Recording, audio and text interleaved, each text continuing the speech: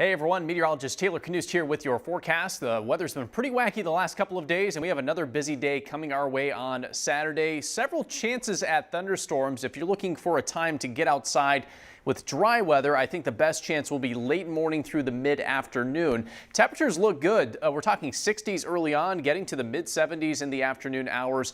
The problem is it's going to be windy. We'll talk more about that in just a second. Here's the big picture. We have low pressure developing overnight on Friday night into Saturday to our north and west, and as that approaches us, we'll have the increasing chances for thunderstorms, especially late in the day Saturday into Saturday night as that cold front passes on through. Here's a closer look at what to expect, and we'll time out when exactly we could see some storms. I think we are dry Friday night for the most part. Saturday morning, though, a few thunderstorms are possible near and west of I-35. It is possible we get a brief downpour in Des Moines and Ames. That probably clears out by late morning. We're dry in most spots through the early afternoon, and then newly developing storms get going mid to late afternoon, probably after 3 p.m. They could be in a couple of segments. A lot of models are pointing to this line developing in eastern Iowa and then a second line developing farther west. Both of those will drift to the north and east over time. So periodic chances for storms is basically what you can expect from Saturday late afternoon into Saturday evening.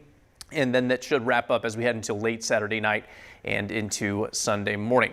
Now, we are expecting severe weather threat, level 2 risk for most of central Iowa on Saturday into Saturday night. The primary concern is damaging straight line wind.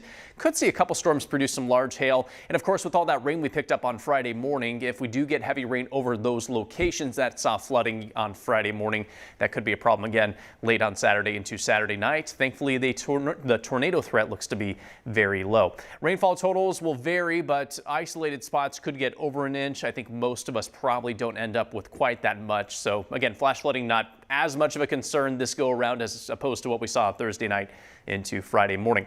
The wind is going to be a problem for everyone, especially for the western half of the state. Those along and west of I-35 will be under a wind advisory from 10 o'clock in the morning Saturday until 7 p.m. on Saturday evening. South winds will be sustained at 20 to 30 miles per hour, but this is showing the forecast wind gusts.